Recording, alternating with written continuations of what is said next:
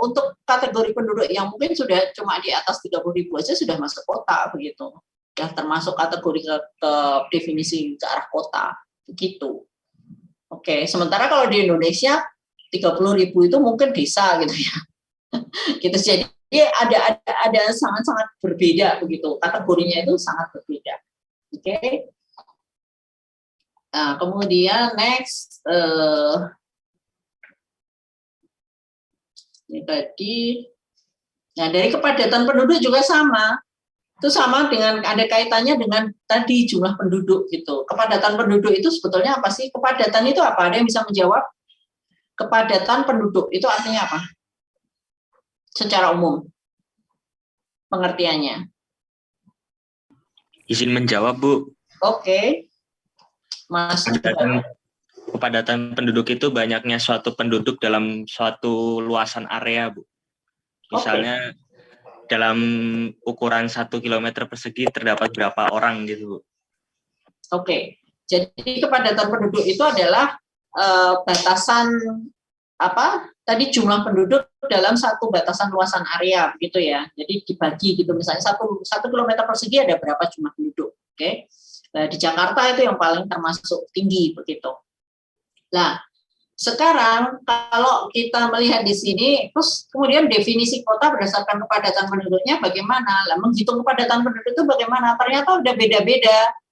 Jadi kota itu kalau berdasarkan kepadatan populasi secara administratif, jadi kan ada yang contohnya begini, jumlah penduduk yang tinggal di wilayah tersebut dibagi dengan luas wilayah secara administratif. Ingat, pengertian pertama tadi adalah luas wilayah administratif. Jadi batasan, tergantung batasannya.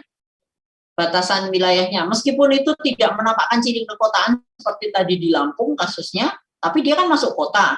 Nah, dari situ itu tetap dia akan sebagai rasio pembagi. Jadi jumlah penduduk yang tinggal di wilayah administratif tersebut dibagi dengan luas wilayah secara administratif.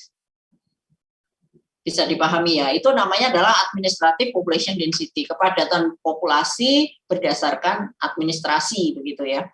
Nah, kemudian kepadatan populasi kota itu adalah jumlah penduduk yang tinggal di situ dibagi dengan luas wilayah fisik kenampaan. Jadi fisik kenampakannya aja, meskipun luas areanya itu kalau misalnya itu sebesar sekian begitu, tapi yang menunjukkan ciri kekotaan cuma sekian, ya sudah dibagi yang pemusat itu tadi. Itu. Jadi yang ini adalah urban population density dan kepadatan penduduk kota begitu. Nah, yang terakhir adalah kepadatan populasi atau kepadatan permukiman ya, housing population density.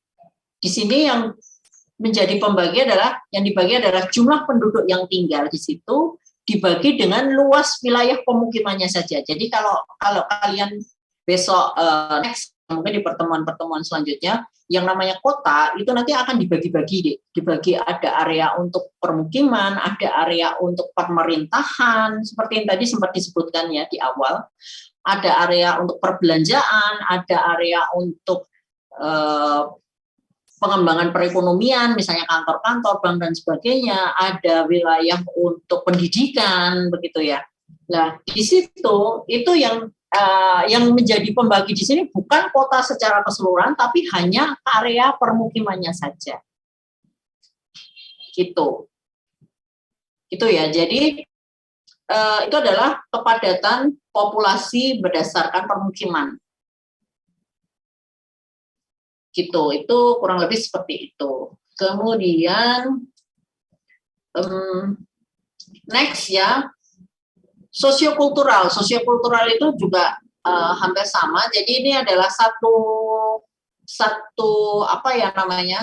ciri atau satu definisi atau satu batasan pengertian kota berdasarkan sosiokultural warganya. Jadi kalau sosiokultural di sini kan masyarakatnya heterogen, kemudian mungkin lebih cuek-cuek, misalnya itulah. Itu tuh definisi kota itu di situ. Secara sosiokultural. Jadi kita dari sudut pandang sosiokultural. Kemudian kita bisa membedakan di sini tabel perbedaan karakteristik desa dan kota. Lah ini akan menjadi tugas kalian ya. Nanti akan saya jelaskan di belakang. Tugasnya santai sih. Oke, tapi tugasnya diskusi nanti.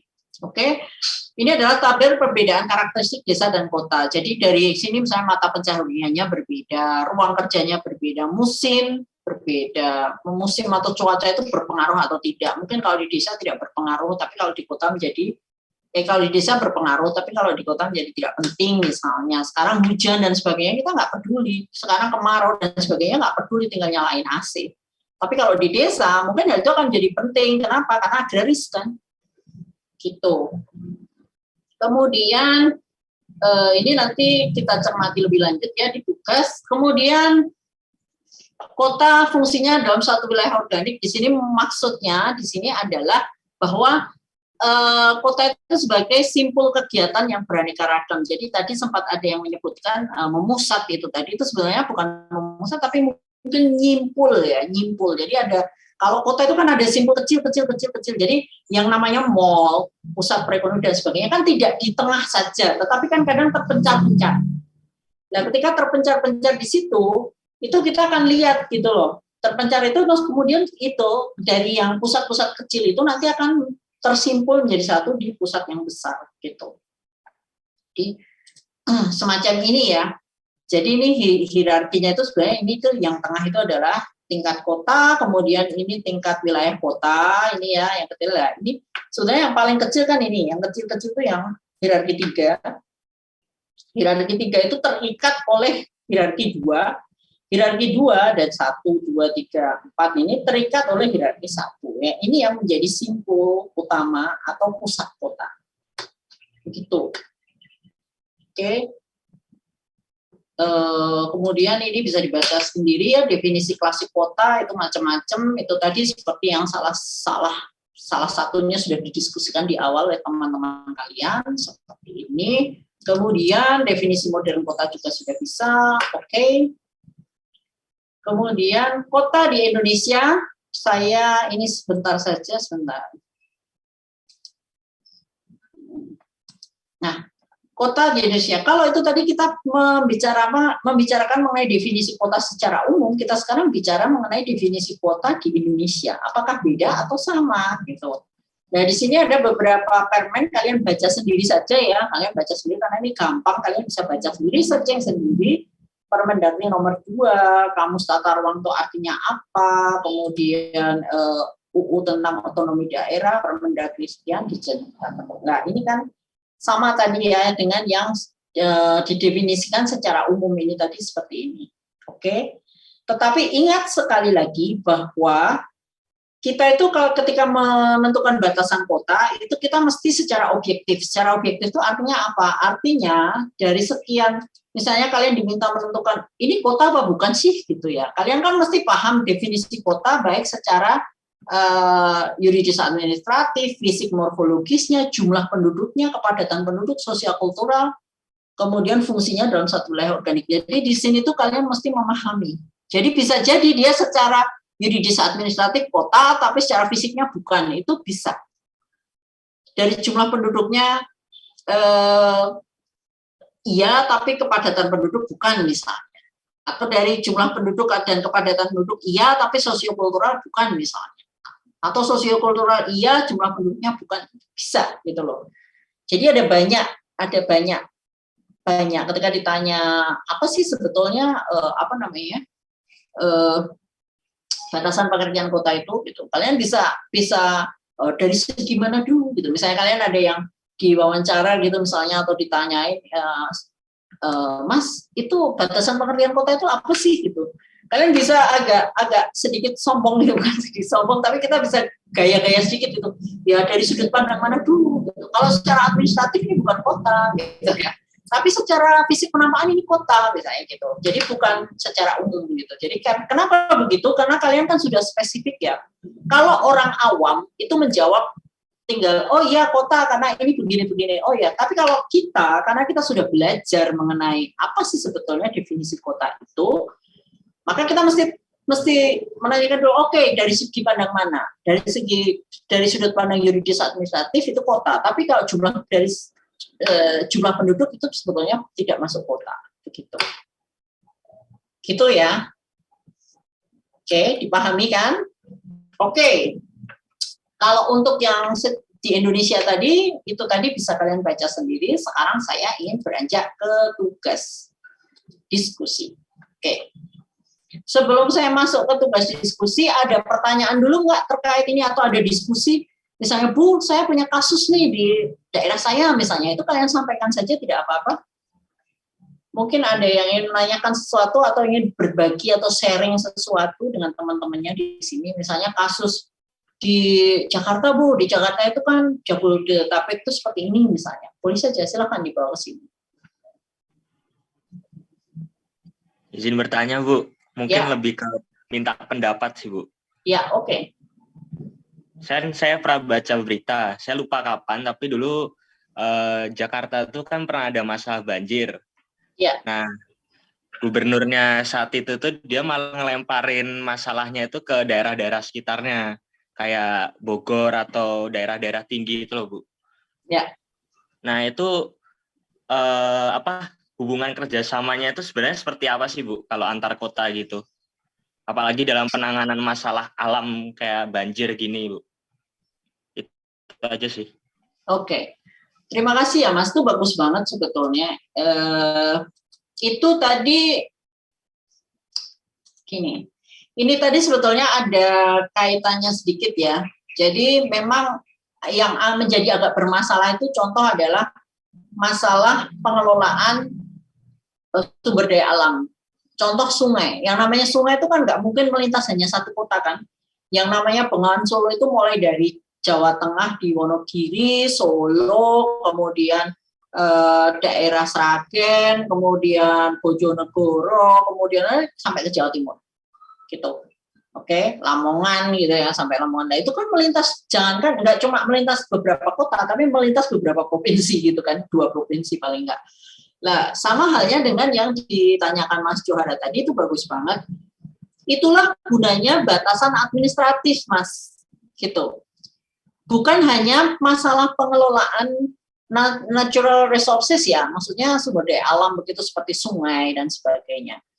Tapi juga kaitannya dengan masalah pembagian, misalnya ya, contoh Jakarta itu sudah sangat padat, maka orang bekerja di Jakarta, tetapi orang tinggal di Bogor misalnya, atau tinggal di Bekasi misalnya, tapi kerjanya di Jakarta. Nah itu kan juga membutuhkan satu kerjasama antar wilayah begitu. Nah, kaitannya dengan yang natural resources tadi, itu memang ada tanggung jawab tersendiri yang mestinya itu sudah ada di PU, di SDA ya, jadi di namanya Balai Besar Wilayah Sungai. Jadi itu kaitannya yang menyatukan itu adalah namanya PU kalau di Solo itu namanya Balai Besar Wilayah Sungai Bengawan Solo, kan misalnya di Solo ya. Mungkin kalau di Jakarta namanya Balai Besar Wilayah Sungai Ciliwung misalnya, gitu. Nah, yang terjadi di atas itu memang nanti akan berimbas ke bawah. Yang terjadi di hulu itu akan berimbas di hilir. Hulunya tidak dirawat, hilirnya kemudian akan banjir gitu karena terlalu deras. Bisa jadi juga baik hulu maupun hilir sama-sama tidak merawat, maka kemudian akan terjadi banjir gitu. Kenapa? Karena di atas sudah tidak ada resapan, kemudian di bawah itu ada pendangkalan, begitu. Sehingga ya sudah banjirlah begitu. Sudah tidak ada resapan berarti debit airnya tinggi, kemudian di bawah itu nanti tidak sungainya itu tidak dalam karena ada pendangkalan, karena banyak yang buang sampah dan sebagainya. Akhirnya terjadilah banjir begitu. Nah, itulah gunanya batas secara administratif tadi. Jadi masing-masing itu bertanggung jawab terhadap kawasan yang berada di wilayahnya. Contoh misalnya itu tadi, kalau hulunya itu berada di Bogor begitu ya, maka Bogor juga bertanggung jawab untuk merawatnya. Hilirnya berada di Jakarta, maka Jakarta juga bertanggung jawab merawatnya, yang bagian yang masing-masing, bagian yang masuk ke masing-masing. Kemudian yang menyatukan mereka kaitannya dengan sungai ya, itu adalah Balai Besar Wilayah Sungai gitu. Jadi ada kantor khusus yang memang dia itu menyatukan, karena yang namanya kebijakan atau pembangunan terkait sungai kan nggak bisa sepotong-sepotong ya. oke ini saya ini aja, dia tidak akan berhasil. Itu kan satu hal yang menyeluruh. Nah, itu yang menyatukan itu nanti adalah Balai Besar Wilayah Sungai. Balai Besar Wilayah Sungai itu nanti akan membawai kabupaten-kabupaten atau kota-kota yang dilewati oleh sungai tersebut. Begitu kalau kaitannya dengan banjir atau itu, Mas. Oke, jadi masing-masing tetap bertanggung jawab begitu. Tergantung pada area yang berada di wilayah administratifnya. Gitu, Mas. Cukup menjawab? Ya, cukup, Bu. Terima kasih. Oke. Yang lain barangkali? Izin bertanya, Bu. Iya, Mbak Disla. Berkaitan, mungkin ini sedikit telat ya, Bu, untuk menanggapinya. Saya mau menanggapi tentang kota di daerahnya Mas Dwi tadi. Nah, berkaitan dengan kondisi kota di daerah Mas Dwi tadi kan secara fisik morfologisnya kurang kalau dibandingkan dengan kondisi kota pada umumnya di Indonesia. Tetapi daerah tersebut bisa dikatakan kota. Berarti dengan kondisi fisik morfologisnya yang belum terlalu memenuhi, tetapi kepadatan penduduk sudah mencukupi suatu yang bisa dibilang kota itu,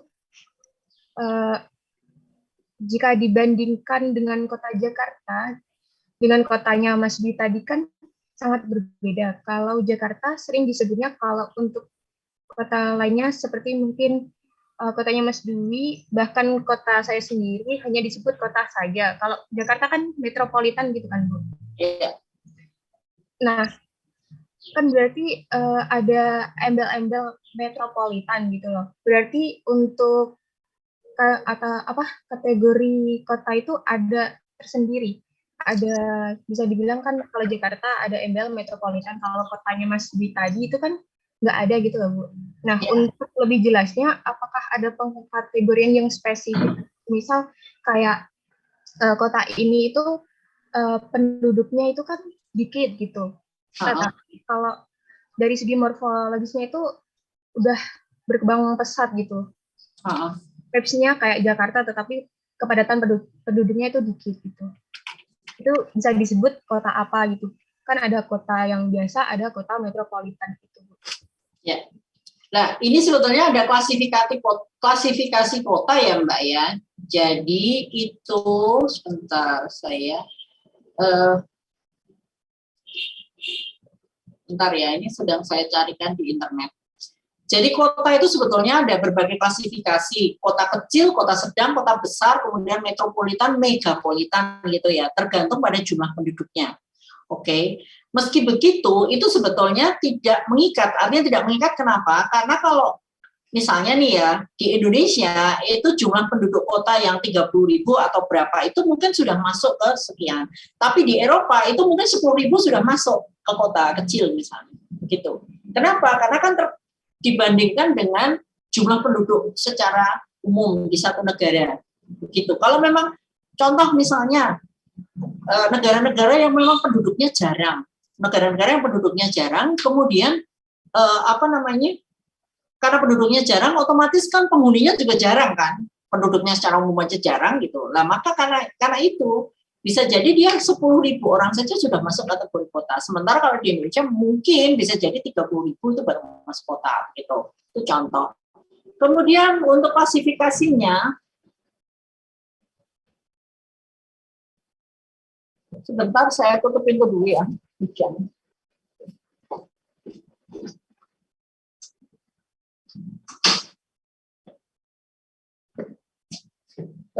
Kemudian menurut klasifikasinya itu sebenarnya kalian bisa browsing sendiri ya. Ini bisa browsing. Di sini ini ada banyak sebentar. Gimana ya? Nah, ini klasifikasi kota misalnya. Ada berbagai pendapat di sini. Klasifikasi kota itu berapa sih jumlahnya? Itu tuh tidak mengikat. Artinya jumlahnya tidak mengikat. Tapi yang jelas klasifikasi kota berdasarkan jumlah penduduk itu bisa dibedakan kota kecil, kota sedang, kemudian kota besar, kemudian metropolitan, dan kemudian megapolitan. Jakarta itu masuk yang mana gitu ya? Jakarta itu bisa ada yang mengatakan metropolitan, ada yang megapolitan, tergantung. Begitu. Kenapa begitu? Karena memang itu tadi dibandingkan dengan jumlah penduduk Indonesia secara keseluruhan kan memang banyak ya. Gitu. Padahal Jakarta itu penduduk kalau siang hari dengan penduduk kalau malam hari itu kan berbeda, karena penduduk siang hari itu orang yang berada di sekitarnya dari Depok, Bekasi, kemudian dari Bogor gitu ya, Tangerang, itu semuanya bekerja di Jakarta, sehingga penduduk siang hari itu bisa 1,5 sampai 2 kali lipatnya. Sementara kalau penduduk malam hari itu katakanlah misalnya 10 sampai 15 juta. Begitu. 10 juta katakanlah. Oke, 10 juta itu kan berarti sudah masuk megapolitan kalau untuk kategori ini. Gitu. Oke ya. Jadi memang ada klasifikasinya. Kenapa saya tidak secara sedikit mengatakan atau mencantumkan di dalam slide saya bahwa jumlah penduduk sekian masuk kota kecil, jumlah penduduk sekian masuk kota sedang. Kenapa saya nggak menampilkan di slide saya? Karena memang saya tidak ingin kalian terpaku di situ di jumlah gitu. Yang jelas memang ada klasifikasi berdasarkan jumlah penduduk, ya. Tapi jumlahnya berapa? Ini ada kesepakatan tersendiri gitu. Nah, ini berdasarkan apa? Tergantung nanti. Kalau kalian misalnya mencari klasifikasi ini di kota, misalnya kota di negara Swedia misalnya, atau di negara Norwegia misalnya yang penduduknya jarang begitu ya. Itu nanti akan berbeda jelas dengan di sini gitu. Karena kan di sini kan jumlah penduduknya banyak, mesti lebih padat. Begitu, Mbak. Tapi yang jelas selalu ada klasifikasi ini, kota kecil, kota sedang, kota besar dan sebagainya. Biasanya satu negara satu klasifikasi. Gitu. Jadi klasifikasi Indonesia dengan Jepang, klasifikasi Indonesia dengan Norwegia itu akan berbeda.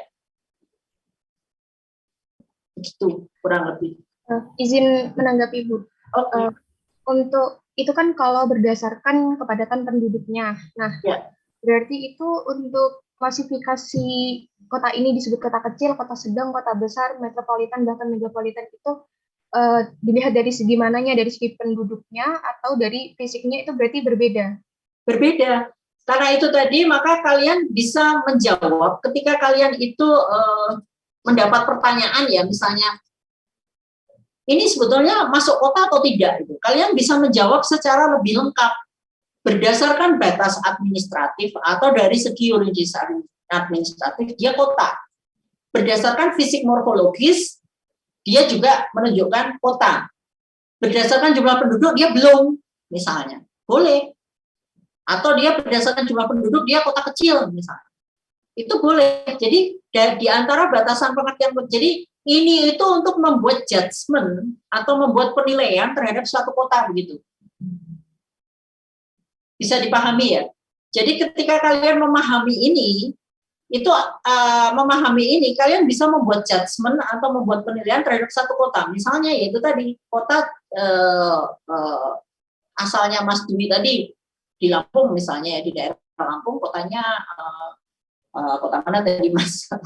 itu kita bisa secara yuridis administratif kota, secara fisik morfologis tapi belum Bu gitu, karena bangunannya tidak padat, jarang-jarang misalnya gitu. Jadi bisa jadi satu yang disebut kota itu, maksudnya satu kawasan atau satu area yang disebut kota itu bisa jadi tidak memenuhi secara ke-6-6-nya ini gitu. Bisa jadi dia hanya secara 1 dan 2 saja misalnya gitu. Itu bisa, Mbak. Baik Bu, berarti berdasarkan dilihatnya dari mana dulu baru bisa dikatakan. Betul. Itu untuk membuat judgement ya, membuat judgement. Jadi tidak melulu pengertian kota secara umum seperti itu tadi, tetapi sebetulnya kota itu bisa macam-macam tergantung sudut pandang kita. Begitu. Baik Bu, terima kasih untuk penjelasannya. Makasih Mbak Disla ya, bagus sekali. Yang lain barangkali ada yang menanyakan atau berdiskusi lebih lanjut? Bu, saya izin bertanya, Bu. Oke, Mbak Sina.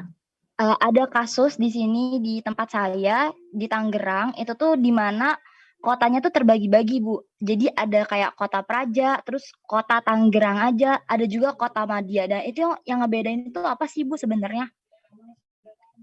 Kota Praja, areanya beda, Mbak ya?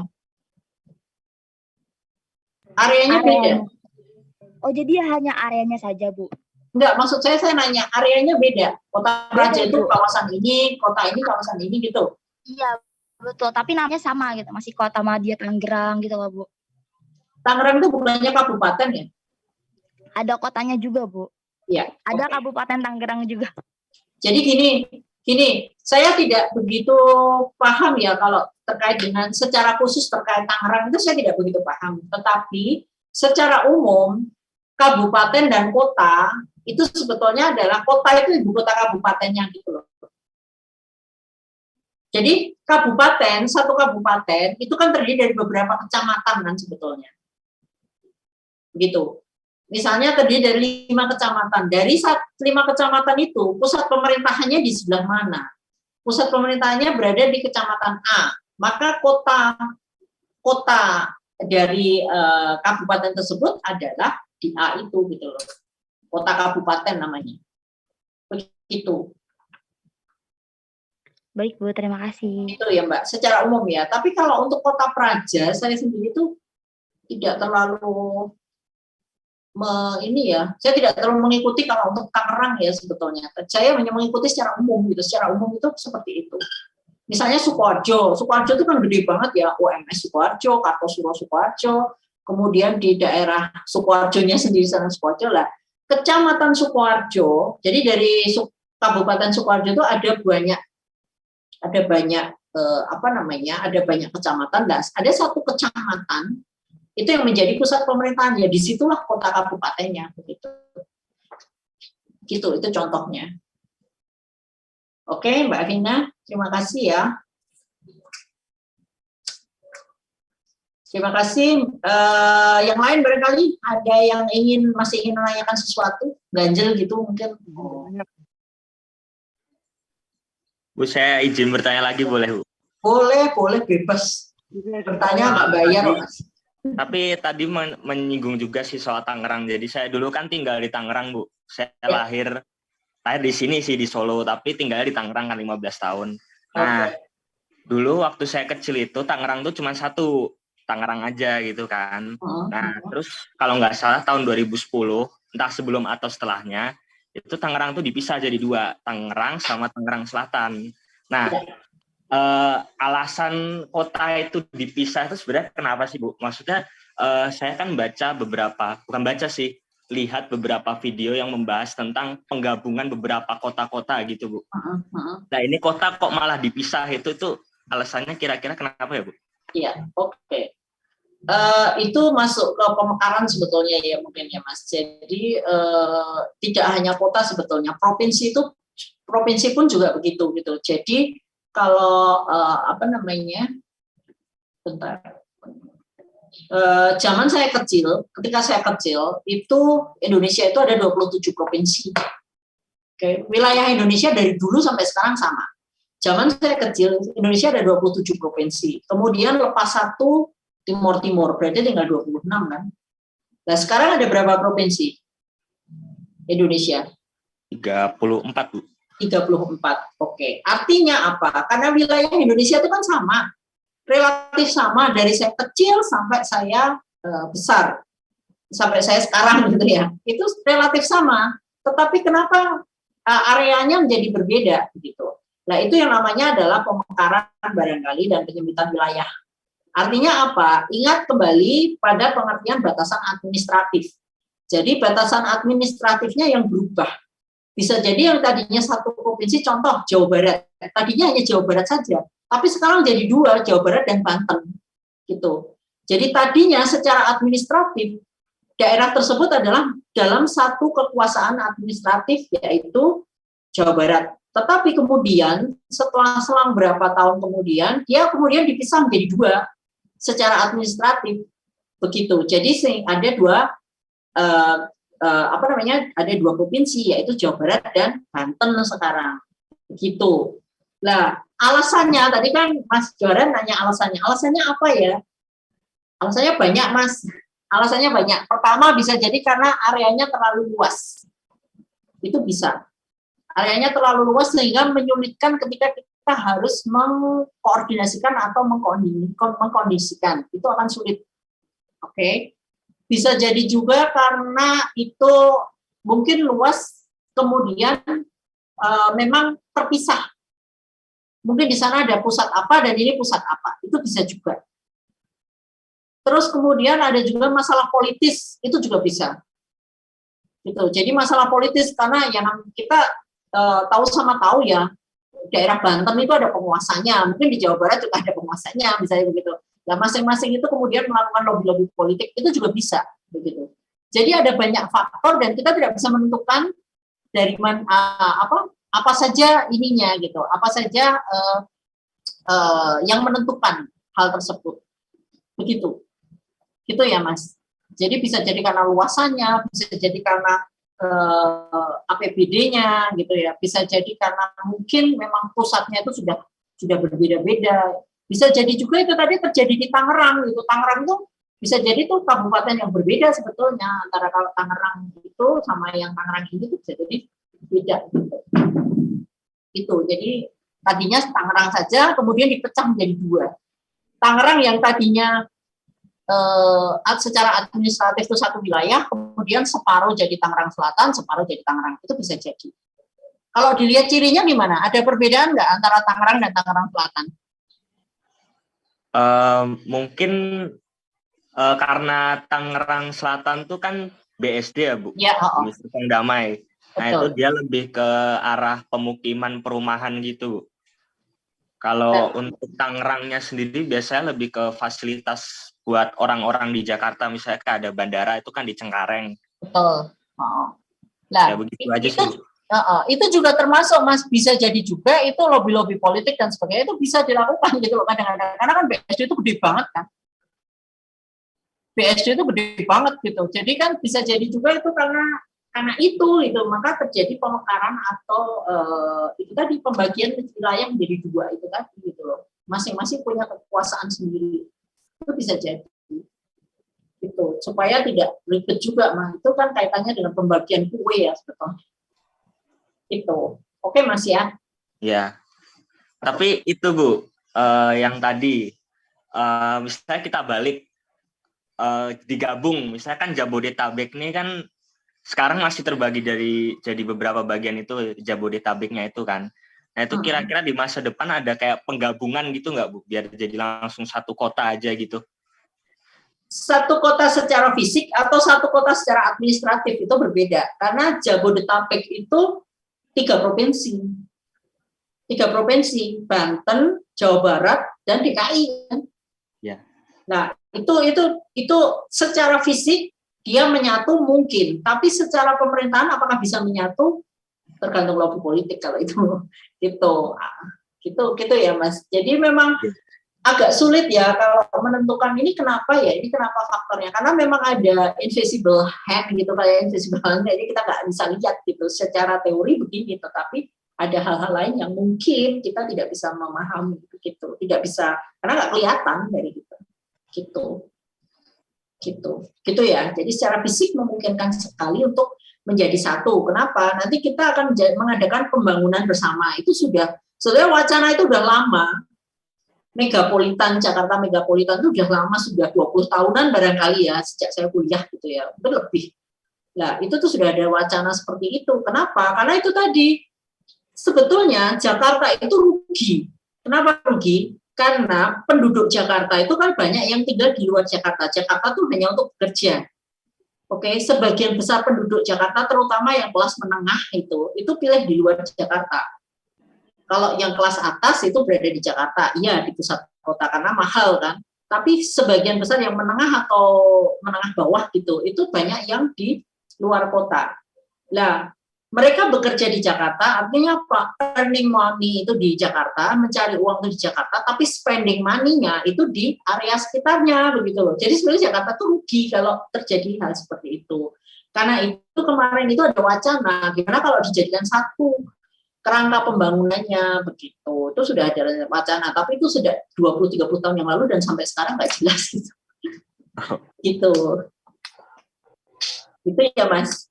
Ya, baik Bu. Itu informasi yang bisa saya sampaikan ya. Semoga bisa memuaskan. Oke, tadi ada yang raise hand deh kayaknya. Ada yang raise hand. Ini pertanyaan ya dari Mas Kairil. Mas Kairil bisa open mic juga nggak apa-apa, Mas.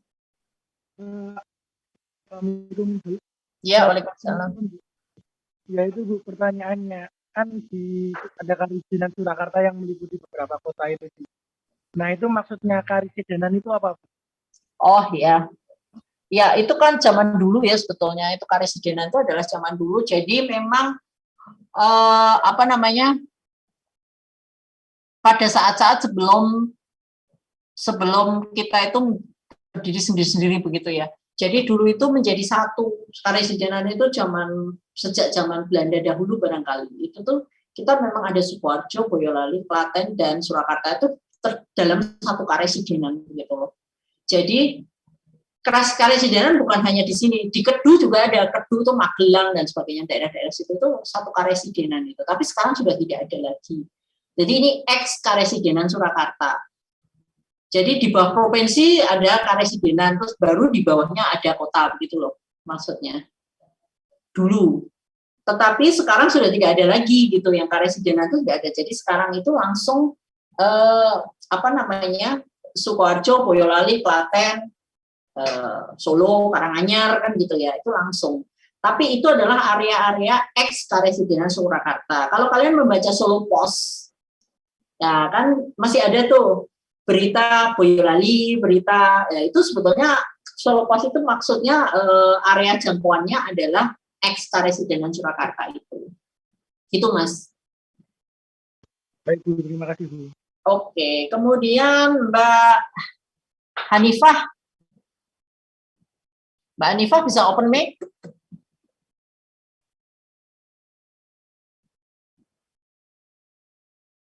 Mbak Hanifah, halo. Ada yang mendukung Surakarta jadi provinsi. Gubernurnya siapa, Dek? Oke, izin bertanya Bu, Mbak Hanifah. Ini oke, nggak bisa on mic. Apakah status wilayah kabupaten bisa berubah menjadi kota? Karena kabupaten maupun kota sama wilayah administratif di bawah provinsi.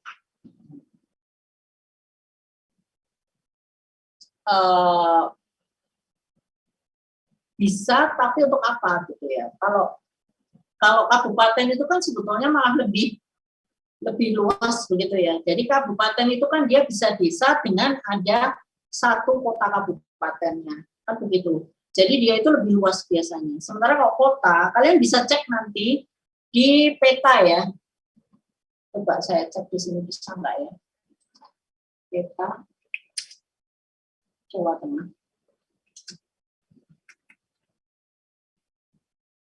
Bentar, saya coba cek. Ada nggak pembagian?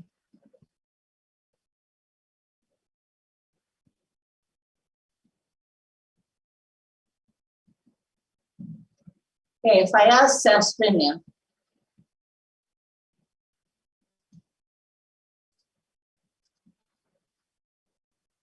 Kelihatan ya. Kelihatan di sini saya coba mungkin kekecilan kali ya. Bentar, bisa nggak digedein?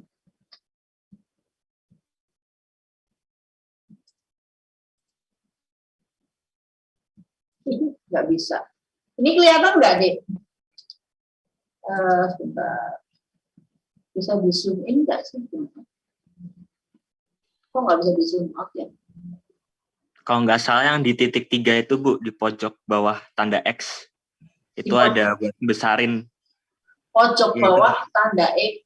Iya, yang titik 3 itu Bu. Tadi udah. Nah itu. Oh nah, ini itu ya, zoom ya? Oke. Oke. Sip. Thank you. Inilah bedanya generasi saya dengan generasi kalian gitu. Kalian layar cekrot udah pegang HP gitu. Kalau saya kan sampai kuliah aja belum ada HP gitu. Oke. Ini adalah contoh peta Jawa Tengah. Oke. Peta Jawa Tengah.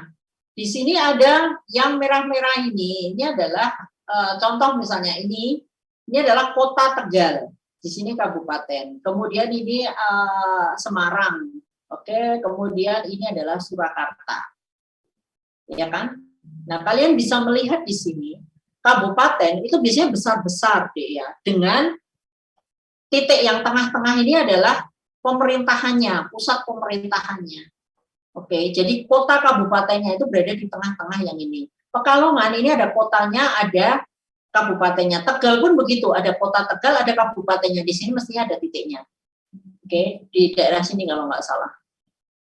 Lah, yang menjadi masalah sekarang, kenapa mesti ditingkatkan menjadi kota begitu? Sementara kalau kota itu wilayahnya lebih kecil justru. Gitu. Kalian bisa lihat wilayahnya di sini kecil, ini kecil, ini kecil, ini kecil. Magelang ada kotanya, ada kabupatennya. Ada kota kabupaten, jadi ibu kota kabupatennya ada. Jadi yang bunder-bunder ungu ini, yang bunder-bunder ungu itu adalah ibu kota kabupaten. Oke. Kemudian di sini yang merah-merah ini adalah kotanya. Kotanya. Oke. Wilayah kota itu justru lebih sempit, tapi lebih padat. Karena itu tadi kan disebutkan kepadatan penduduk, terus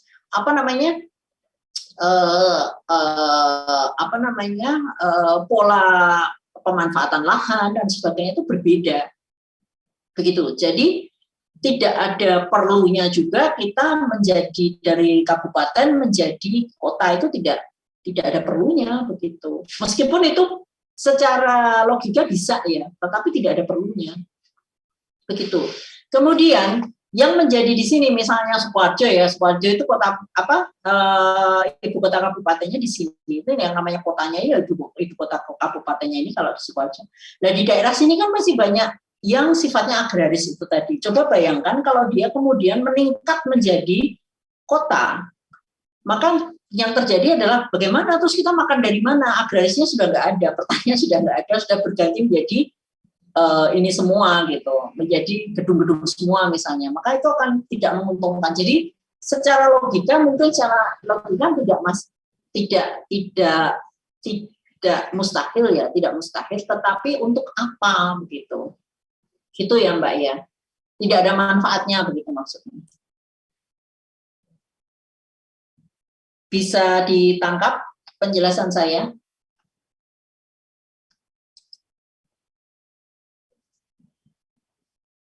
Oke, kemudian ini, oke,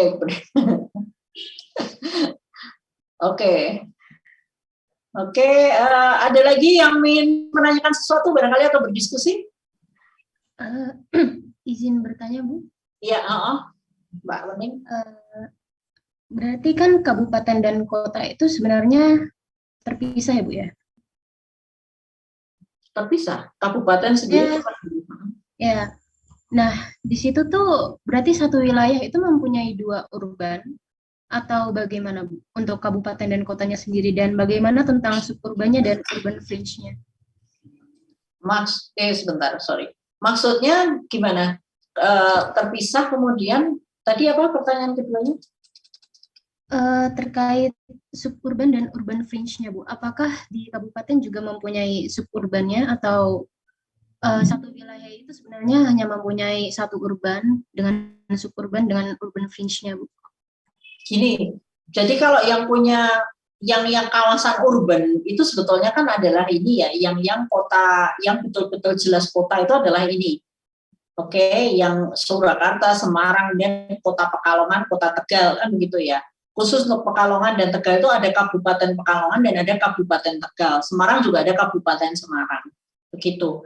Nah, urban fringe itu mungkin bagi yang belum tahu ya, jadi yang berada di sekitar kota. Jadi dia itu kota itu biasanya sprawl. Kenapa kota sprawl? Karena kota itu sebetulnya terbatas. Surakarta aja, paling gampang Surakarta. Surakarta itu besarnya hanya sekian. Tetapi kalian pernah ke The Park Mall? Ada yang pernah ke The Park? Ada yang belum? Yang belum pernah ke The Park ada nggak? Semuanya mesti udah pernah ke The Park Mall. Ada yang sudah pernah ke The Park Mall? Ya Bu. Tahu ya, minimal tahu The Park Mall ya. The Park Mall yang paling gede di Solo. Tulisannya di Solo, tapi dia sebenarnya masuk Sukoharjo ya. Atau Solo Baru, itu sebetulnya adalah kawasan dari Sukoharjo yang nempel di sini. Nempel di Surakarta. Oke. Sama halnya dengan Jakarta tadi. Tangerang BSD itu nempel di Jakarta. Bisa dipahami ya. Surakarta juga punya. Surakarta itu ada Solo Baru, kota satelitnya, kota-kota satelit ya. Ada Solo Baru, ada Depak di situ, kemudian ada Hartono Mall, kemudian ada Carrefour dan sebagainya. Fasilitasnya menyerupai kota, cirinya menyerupai kota, tapi dia bukan kota. Dia adalah fringe atau area yang memiliki ciri kekotaan yang menempel pada kota, begitu. Gitu. Jadi sebetulnya hampir semua kota yang sudah berkembang itu dia akan sprawl itu melebar. Melebarnya kemana? Wilayah kota Surakarta kan sudah sekian. Kita sudah mepet, di sebelah sini sudah ada Karanganyar, sebelah sini ada Sukoharjo, sebelah sini sudah ada Boyolali, begitu ya. Kita sudah tidak bisa lagi mau mengembangkan diri kemana-mana, karena kan luasan Pulau Jawa kan tetap, kecuali kalau Pulau Jawa bisa melar gitu ya, kita juga bisa melar, tapi Pulau Jawa itu tetap luasnya, bumi itu tetap luasannya. Karena itu, luasan di Surakarta juga otomatis tidak bisa bertambah. Kalau luasan tidak bisa bertambah, lantas kemana orang-orang yang pengen mencari alternatif permukiman atau alternatif hunian, mau nggak mau mereka akan mengakuisisi kawasan-kawasan di daerah sekitarnya.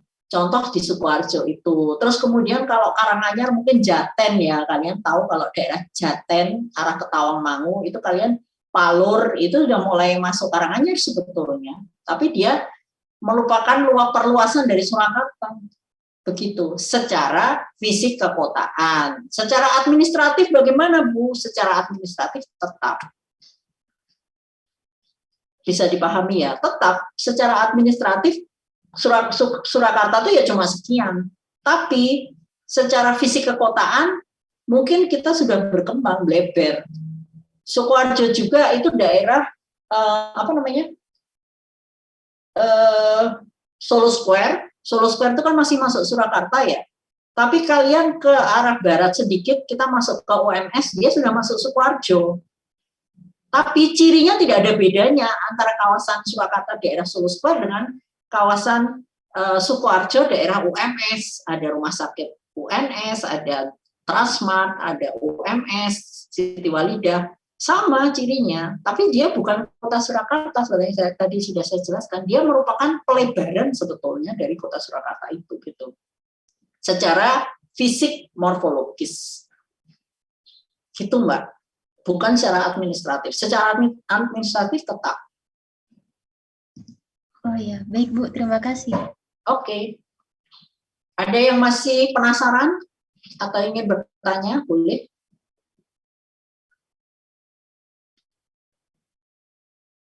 Silahkan.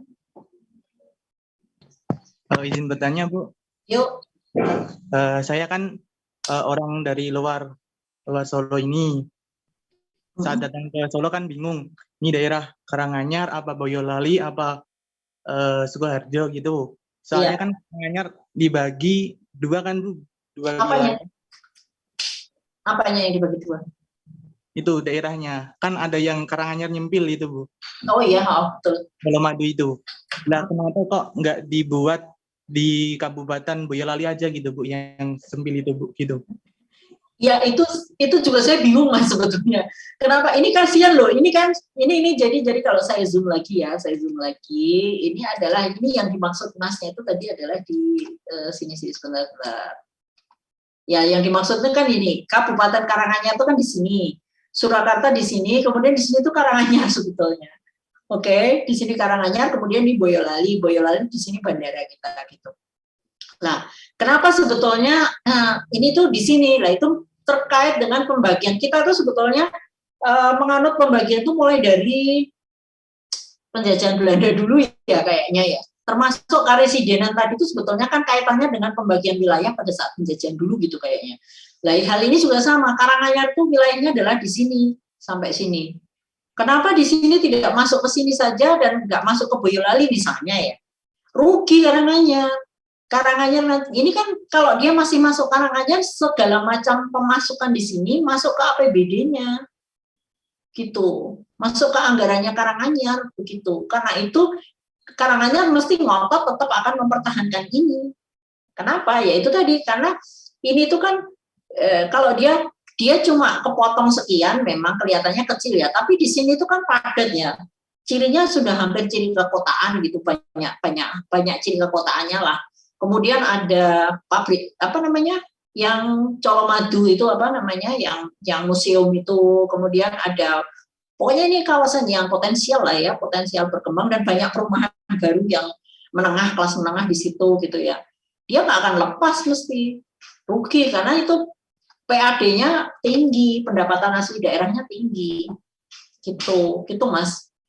Jadi ini pembagiannya memang saya tidak tahu asal usulnya, tapi yang jelas kita itu menganut pembagian wilayah itu mungkin sudah sejak zaman penjajahan dulu gitu, dan kita tinggal meneruskan saja begitu. Nah, akibatnya ya seperti ini. Kenapa ini tidak masuk ke Surakarta saja, atau masuk ke Sukoharjo, atau masuk ke Boyolali gitu, yang jelas-jelas lebih dekat. Ini paling tersiksa ini kalau ngurus surat-surat itu harus ke Karanganyar, kan dia harus jauh banget gitu ngurusnya. Gitu Mas. Ya, jadi kenapa kok dia tidak mau bisa masuk ke Boyolali atau Sukoharjo atau Surakarta? Secara logika bisa, tetapi secara apa ya? Secara hal-hal yang tidak kasat mata, Karanganyar mesti nggak mau melepas gitu. Karena apa? Karena PAD-nya itu tadi. Kecuali kalau itu daerah gersang, tidak punya aktivitas yang memadai, tidak potensial berkembang, nah itu dilepas mesti, karena kan membebani. Tapi kalau dia potensial untuk berkembang, berarti kan pemasukan nih. Kalau punya pemasukan yang potensial kok dilepas, nggak mau, mesti PAD-nya di sini, ini kawasan ini, tapi PAD-nya masuk ke Karanganyar. Gitu Mas. Baik Bu, terima kasih. Jadi paham kan kalau gini. Iya. Artinya gini, sebetulnya kita menganalisis permasalahan-permasalahan perkotaan yang di sekitar kita saja yang kita temui, seperti yang tadi ya, ada masalah Tangerang, ada masalah Sukoharjo ini, ada Karanganyar, kemudian itu tuh sebetulnya menarik dan banyak faktor gitu loh, banyak faktor, dan tidak semuanya itu bisa dijelaskan secara teori begitu. Ini jadi secara teori gini, tapi kok kayak gitu ya gitu. Memang ada hal-hal yang sifatnya politis begitu mungkin. Oke. Yang lain barangkali sebelum kita beranjak ke tugas. Satu pertanyaan lagi, oke. Nuansa Bakti, kayaknya mau open mic tadi, belum ya?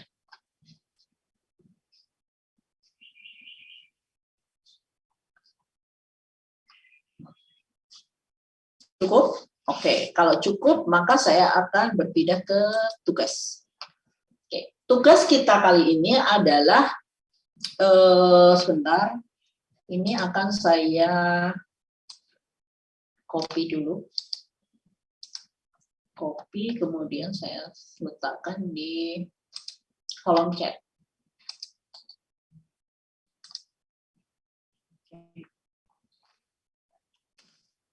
Oke, saya letakkan di kolom chat. Jadi tugas kalian adalah diskusi. Diskusi kali ini adalah terkait dengan, bisa dimatikan? Ya, oke. Tugas kalian kali ini adalah diskusi. Diskusinya bagaimana? Diskusinya adalah per kelas. Jadi tugasnya itu adalah tugas non individu. Kalian cukup menyampaikan nanti apa yang menjadi pemikiran kalian di Jamboard. Sudah pernah menggunakan Jamboard? Pernah ya? Oke, berarti teknis mesti sudah gampang. Sekarang yang ingin kita diskusikan di sini adalah karakteristik ruangan kota. Oke, seperti yang tadi sudah saya sempat singgung gitu ya. Karakteristik ruangan kota seperti yang tadi sudah sempat saya singgung gitu. Kota itu sebetulnya kan ada karakternya ya, misalnya mata pencahariannya, ruang kerja dan sebagainya. Oke. Nah, kota itu mempunyai karakteristik yang berbeda dengan desa. Oke. Kemudian apa yang menjadi topik diskusi kita hari ini? Diskusinya adalah satu, apa saja karakteristik kota tersebut, kemudian faktor-faktor apa yang mempengaruhi atau menyebabkan munculnya karakteristik tersebut. Gitu. Misalnya contoh, oh penduduk kota itu lebih apa namanya? Dia lebih secara sosial dia lebih apa ya?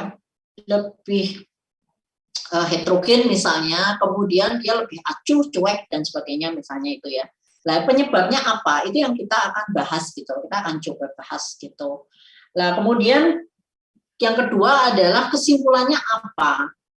Kemudian hubungannya apa antara karakteristik kota, faktor yang menjadi penyebabnya itu tadi, kemudian definisi keruangan kota. Dengan definisi keruangan kota. Ada pengaruhnya atau tidak gitu. Oke ya. Petunjuk pengerjaannya, diskusi dilakukan melalui Jamboard yang tersedia berdasarkan kelas masing-masing. Oke, setiap peserta dalam satu kelas itu wajib menuliskan ininya, apa namanya, diskusinya. Maksudnya apa? Wajib nempel-nempel itunya. Kecil-kecil saja, karena kalau kalian gede nanti ini kan satu kelas bisa 60-an anak ya, 50, 60 anak.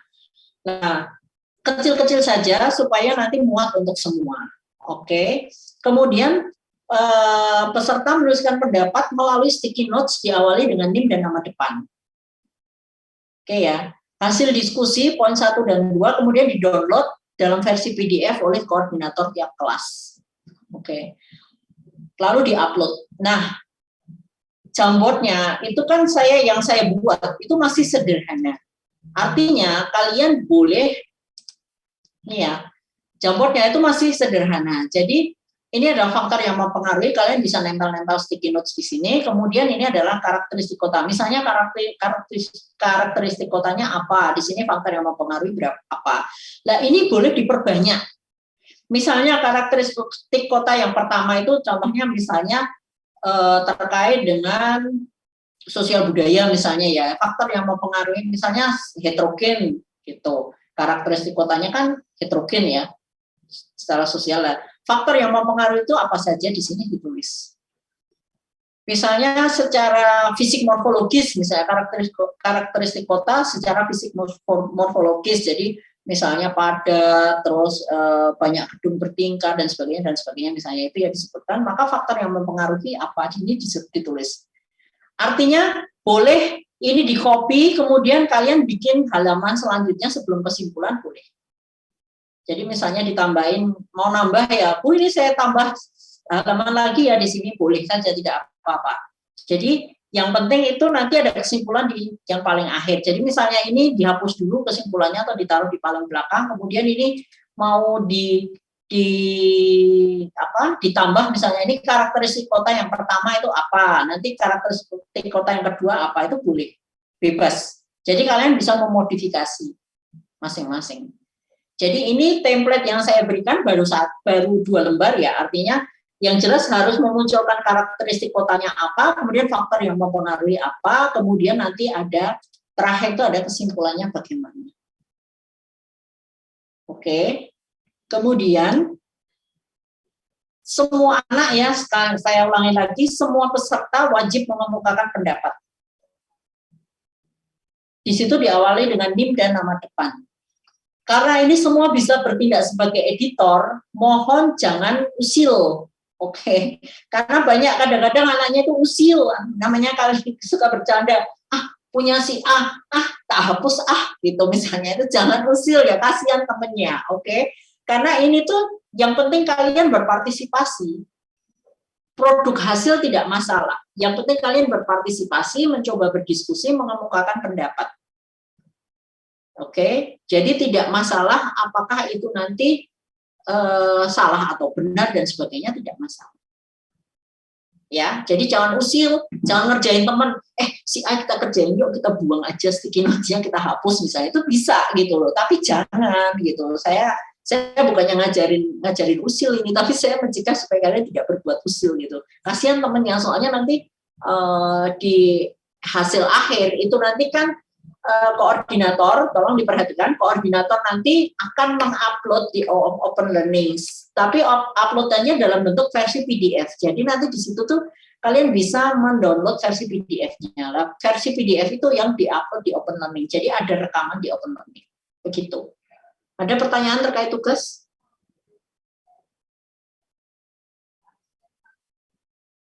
izin bertanya, Bu. Ya, Itu kan masing-masing mahasiswa harus ikut sertakan itu, apakah kan tadi disebutkan karakteristik sama faktor-faktor yang memengaruhi karakteristik itu sendiri. Nah, itu dari mahasiswanya itu boleh bebas menyebutkan karakteristiknya saja atau faktor-faktor yang memengaruhinya saja atau menyebutkan karakteristik serta faktornya itu. minimal itu satu mahasiswa itu menyebutkan karakteristik dan faktor yang mempengaruhi. Tapi kalau sudah disamai ya sudah disebut misalnya karakteristiknya apa? Oh, secara fisik morfologis begini, kan sama nih. Kita nambahin tidak apa-apa, gitu. Karena kan karakteristik kota itu kan katakanlah ada berapa? Katakanlah mungkin 10 atau 7 misalnya. Nah, kalian kan faktor-faktor yang mempengaruhi kan bisa jadi lebih banyak kan. Nah, jika ini karakteristik kotanya sudah disebut, kalian tinggal nambahin. Oke. Tapi kalau tidak, belum disebut, maka kalian nambah aja halaman baru, tidak apa-apa. Formatnya sama, template-nya sama dengan ini, tulis saja karakteristiknya ini, faktornya apa, begitu. Gitu. Yang pertama kali menambahkan karakteristik kotanya apa, itu minimal dia punya faktor yang mempengaruhi, punya tulisan faktor yang mempengaruhi. Gitu. Karena kan masa ada karakteristik, dia nambahin karakteristik tok, tapi di sini nggak ada isinya kan juga aneh gitu, nanti nggak ada yang nambahin gitu. Gitu ya. Oke. Baik, Bu, terima kasih. Ya. Template-nya kurang lebih seperti ini, tapi boleh dimodifikasi, bebas. Oke. Oke ya. Jadi sebetulnya enteng, kalian tinggal ambil aja sticky notes gitu dari sini, sticky notes, kemudian tulis saja. Jangan lupa mencantumkan nama dan NIM dan nama, NIM dulu kemudian nama. Oke, jangan salah masuk ke kelas orang lain gitu, nanti nggak kecatat gitu, karena kan ada namanya kan nanti kita tinggal gini aja, kita catat gitu siapa-siapa yang berpartisipasi aktif dan tidak begitu. Ada pertanyaan lagi terkait tugas? Pengumpulan sekarang. Pengumpulan, ini tadi ya, hasil diskusi poin 1 dan 2, kemudian di-download dalam versi PDF oleh koordinator tiap kelas dan di-upload di Open Learning, satu kelas satu produk saja. Jadi nanti kalau kalian diskusi saja satu kelas, karena kan ini batas uploadnya adalah Kamis. Oke? Maka kalian beri batas sendiri, oke, maka semua anak harus sudah mengemukakan pendapat maksimal Rabu malam misalnya, boleh, tidak apa-apa, silakan, itu kewenangan koordinator. Setelah itu koordinator mendownload kemudian diupload di OL. Yang jelas upload saya terima maksimal Kamis 17.3 pukul 23.59.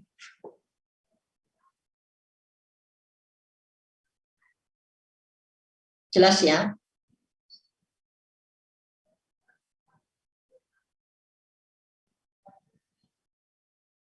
Ada pertanyaan? Link itu sudah saya share, linknya sudah saya share, link Jamboard sudah saya share di chat room, tapi di sini juga bisa. Jadi ini juga bisa di Open Learning juga ada ya, di Open Learning tadi sudah saya upload gitu. Jadi nanti tinggal dicek aja. Oke. Untuk link Jamboard kelas A sama kelas B, linknya sama ya, Bu? Atau gimana ya? Bedoy? Oh, salah ya. Oke, sebentar, saya koreksi dulu ya, sebentar. Ini kelas A.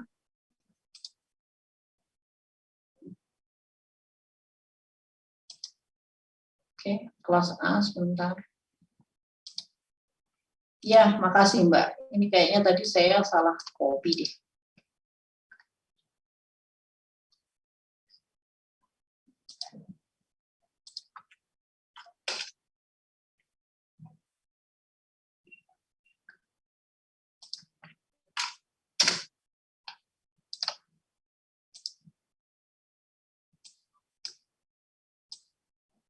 Ya, kelas A salah ya. Kelas A ini. Coba dicoba dulu boleh, silakan sebentar. Saya share di ini dulu ya, sebentar. Campur.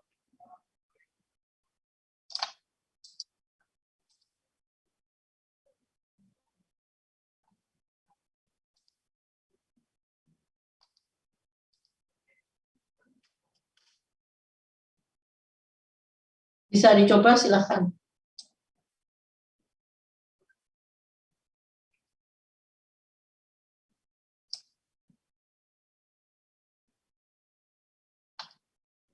Sudah bisa, Bu. Sudah ya? Oke, berarti itu nanti di ini saya revisi dulu sebentar. Oke, di Open Learning saya revisi sekaligus. Bagi yang belum apa namanya, ada yang belum mengakses Open Learning, segera ya. Nanti soalnya akan saya tutup Open Learning-nya, akan saya tutup tanggal 28 kalau nggak salah ya. Sebentar, saya upload sekalian.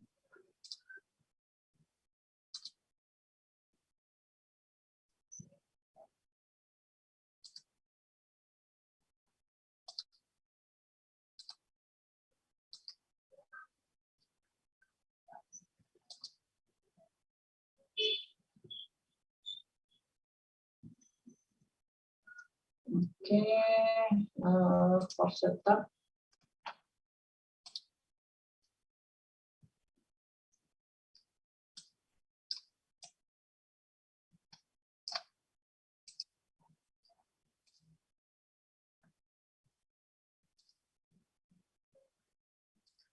Bentar ya, sebelum saya lupa, saya ini dulu.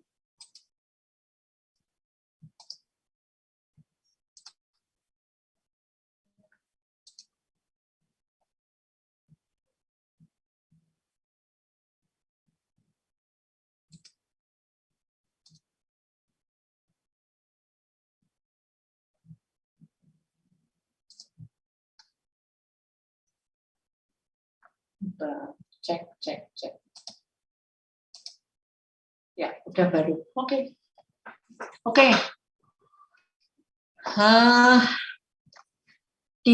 Itu juga bisa di-copy langsung dari chat room ya, silakan. Ada pertanyaan lagi terkait tugas? Cukup jelas ya. Jadi nanti boleh dimodifikasi, boleh ditambah lembar, boleh tambah lembar, Bu, boleh, tidak masalah. Oke. Yang penting yang tidak boleh adalah apa? Yang tidak boleh adalah menghapus punya orang, jangan, kasihan. Oke. Misalnya, aduh aku nggak seneng deh sama si A gitu, tak hapus saja gitu, jahil banget gitu, jangan, kasihan. Tidak ada pertanyaan lagi? Saya Bu. Ya. Sebelumnya agak keluar dari konteks Ibu, tapi pengen tanya aja. Lebih ke minta pendapat aja. Untuk menurut Ibu itu kota di Jawa Tengah yang sangat ideal untuk dijadikan tempat hunian jangka panjang untuk masyarakat mayoritas sebagian orang Jawa Tengah juga itu kota mana ya Bu? Dan itu berdasarkan apa ya Bu alasannya? Itu menurut jenengan. Kita aja Bu. Terima kasih. Waduh, kota yang paling pilih gimana Mas? Kota yang paling apa tadi Mas?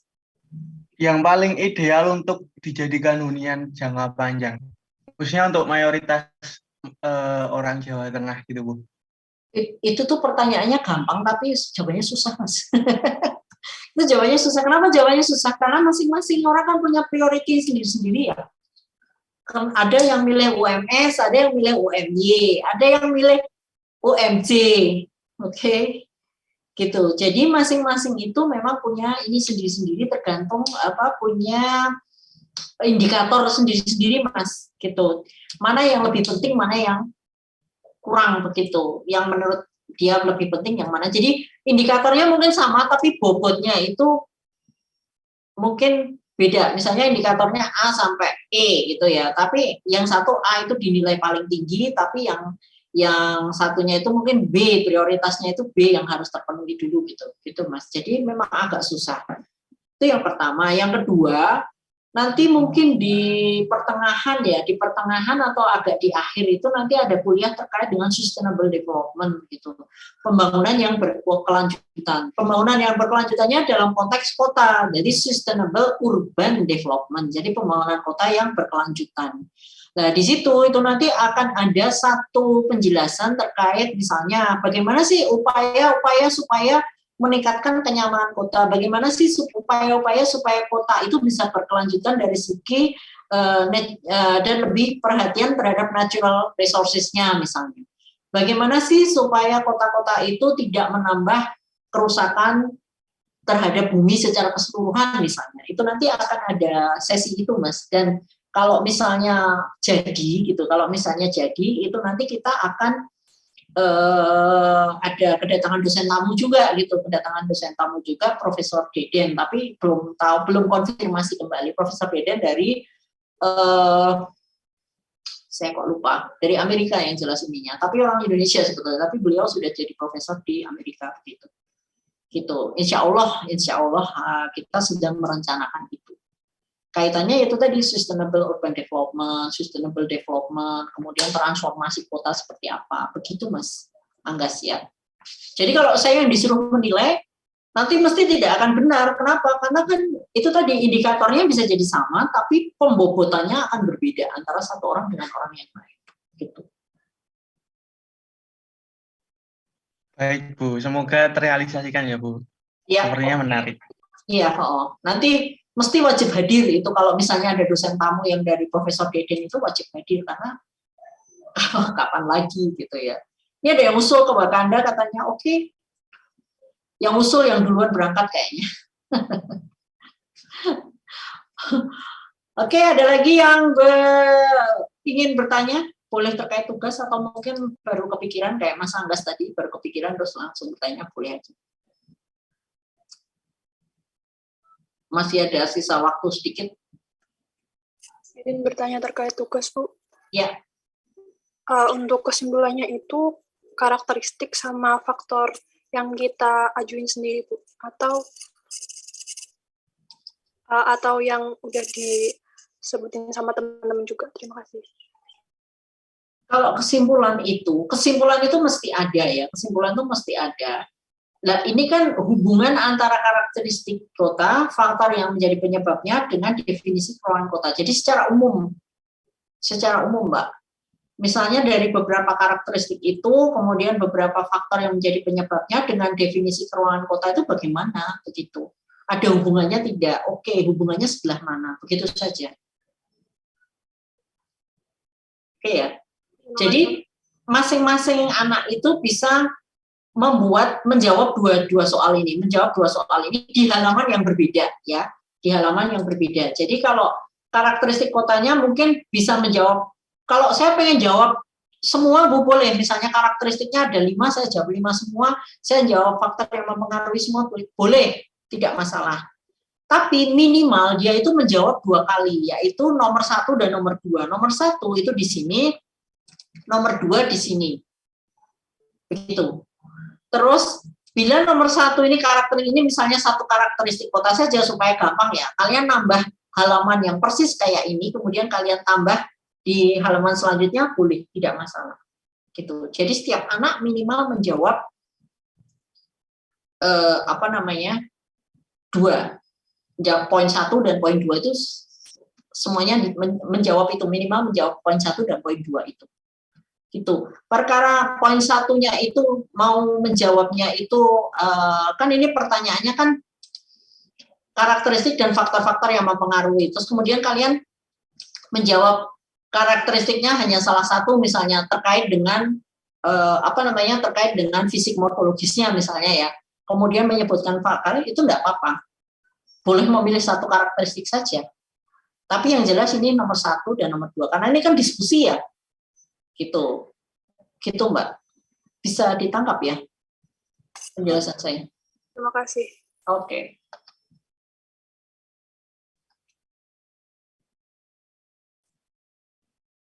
Ada lagi?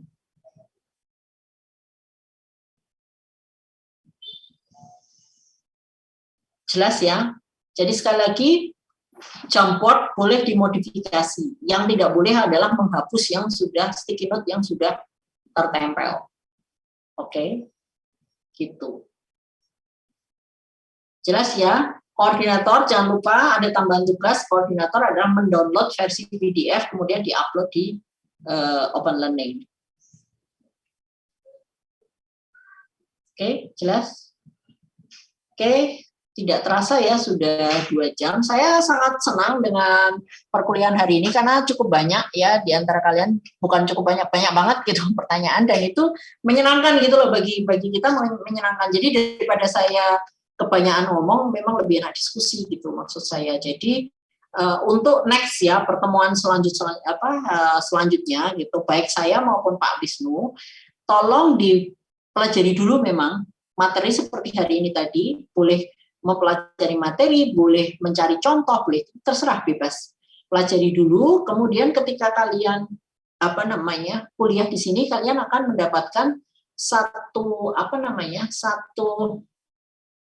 diskusi, bahan diskusi yang menarik gitu. Jadi kuliah itu enak gitu, nggak cuma ngantuk ini aja dengerin saya terus gitu. Saya ngomong juga capek, kalian dengerin juga bosen gitu ya. Jadi suasana hari ini sangat menyenangkan gitu. Saya sangat berterima kasih kepada Mas Mbak yang tadi sudah meluangkan waktu untuk bertanya, menjawab begitu ya. Tidak apa-apa, salah tidak apa-apa, tidak masalah gitu. Saya rasa cukup ya. Terus kemudian juga saya terima kasih juga ya, terima kasih juga untuk semua peserta. Jadi suasana hari ini kalau saya menilai dari 0 sampai 100 gitu, ini sudah 90 lah. Ininya perkuliahan hari ini tuh sudah 90 lah nilainya gitu, karena banyak yang on time gitu ya, on time kehadirannya, kemudian cukup banyak partisipannya, tadi sampai 160 sekian gitu, berarti cukup tinggi partisipannya, kemudian juga keaktifan, dari segi keaktifan juga sangat bagus gitu. Pertanyaannya juga sangat bervariasi dan rumit-rumit gitu dan menarik gitu. Artinya tidak hanya melulu bertanya, nanti pertanyaan semuanya terpusat pada pertanyaan tugas gitu kan, nggak asik banget gitu ya. Tapi kalau pertanyaan tadi kan, Bu kalau di desa saya sini, kalau di kota saya gini, kalau saya di begini gitu, itu kan enak gitu. Jadi kita bertukar materi gitu. Saya rasa itu saja, tolong dipertahankan suasana seperti ini supaya kita juga merasa mendapatkan ilmu yang banyak, kemudian merasa tidak bosan begitu, merasa senang gitu, mempelajari sesuatu itu dengan senang hati begitu. Itu saja saya rasa. Terima kasih atas perhatiannya. Kita tutup dengan alhamdulillah alamin, sudah terselenggara dengan baik selama hampir 2 jam perkuliahan, 2 jam kurang 8 menit. Oke, saya tutup. Terima kasih atas partisipasinya. Assalamualaikum warahmatullahi wabarakatuh. Waalaikumsalam warahmatullahi wabarakatuh. Terima kasih. Waalaikumsalam warahmatullahi wabarakatuh. Terima kasih, Bu. Ya, saya meeting ya. Ya, Bu.